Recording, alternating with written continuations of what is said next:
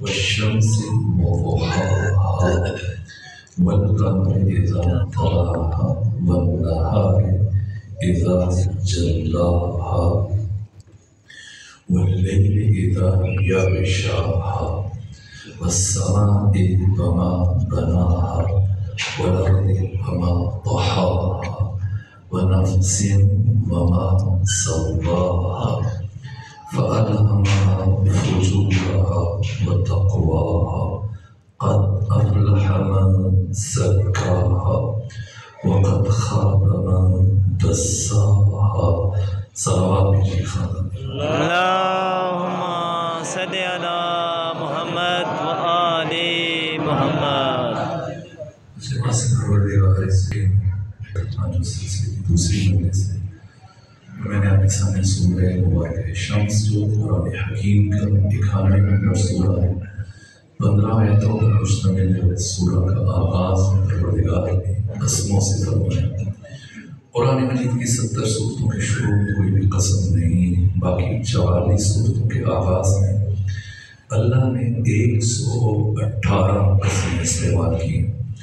کسی سورہ کے شروع میں ایک قسم ہے جیسے سورہ عصر، کہیں 2 قسمیں جیسے سورہ ضحیٰ، کوئی سورہ جس کے آغاز میں حق تعالیٰ نے 3 قسمیں اٹھائی جیسے سورہ العادیات، اور کسی سورہ کے شروع میں اللہ نے 4 قسمیں اٹھائی جیسے سورہ مبارکہ دین، اور کسی سورہ کے شروع میں اللہ نے 5 قسمیں استعمال کی جیسے سورہ مبارکہ فجر۔ سورہ مبارکہ فجر کے بعد قرآن مجید کا صرف ایک سورہ ہے جس میں اللہ نے سب سے زیادہ قسمیں استعمال کی، یعنی یہ سورہ 15 آیتوں پر مشتمل اور 15 میں سے پہلی 7 آیات میں آدھے سورہ میں پروردگار نے مسلسل 11 قسمیں اٹھائی ہیں۔ البتہ ہماری قسموں میں اور خدا کی قسموں کے اٹھانے میں زمین آسمان کا فرق ہے۔ ہم قسم اس لیے اٹھاتے ہیں کہ مخاطب کو یقین دلائیں اپنے بات پر، لیکن خدا اس بات سے بے نیاز ہے کہ کوئی اس کی بات پر یقین کرے یا یقین نہ کرے۔ دوسرا فرق ہے کہ ہم قسم اٹھانے کے بعد اپنی بات کا آغاز کرتے ہیں، لیکن پروردگار جب قسم اٹھا رہا ہوتا ہے تو اسی لمحے اپنی بات کا آغاز کر دیتا ہے۔ یہ قسم خود اپنے اندر معارف، مفاہیم اور مطالب کا ایک سمندر رکھتی ہے۔ اور پھر قسم اٹھانے کا تیسرا مقصد ہے کہ اس امر کی اہمیت کو مد نظر جس کی قسم اٹھائی جا رہی ہے اور خود جس چیز کی پروردگار قسم اٹھا رہے ہیں اس چیز کی عزت و منزلت اور مقام اور شرف کو بیان کر رہے پروردگار۔ فرمایا والشمس وضحاها، مجھے سورج کی قسم اور مجھے وقت ضحیٰ کی قسم۔ یہ ضحیٰ کا وقت کون سا ہے؟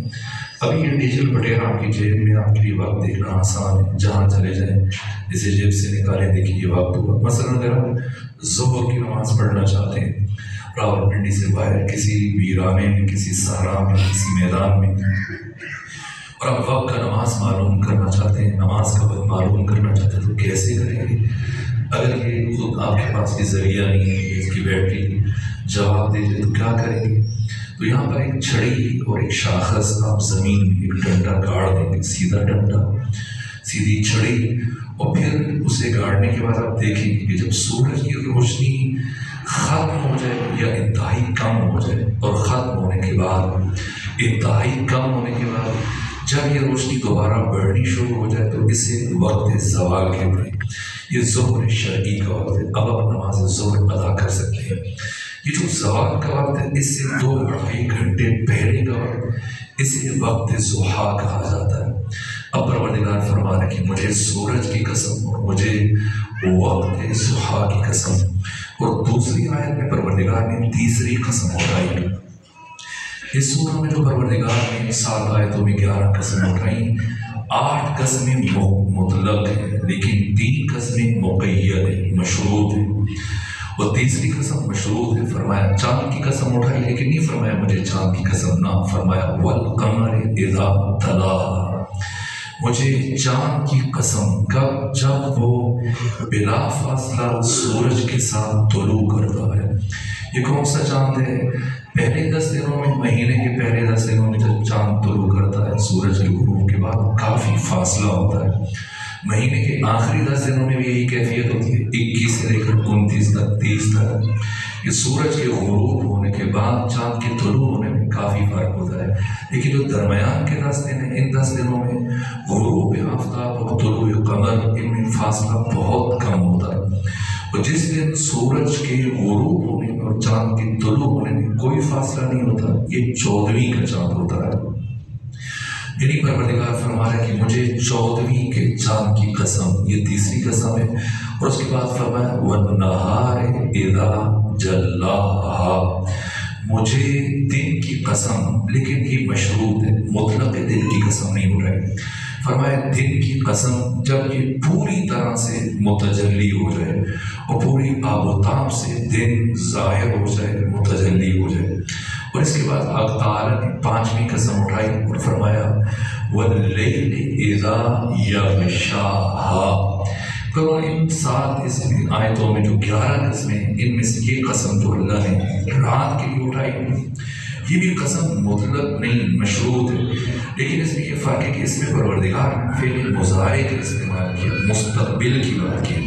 فرمایا مجھے رات کی قسم جب وہ چھا جائے گی، وَاللَّيْلِ إِذَا يَغْشَاهَا، اور اس کے بعد فرمایا وَالسَّمَاءِ وَمَا بَنَاهَا، مجھے آسمان کی قسم، اس کے حسن صنعت کی قسم، اس کی عمدہ بناوٹ کی قسم، وَالْأَرْضِ وَمَا طَحَاهَا، مجھے زمین کی قسم، زمین کے بچھائے جانے کی قسم۔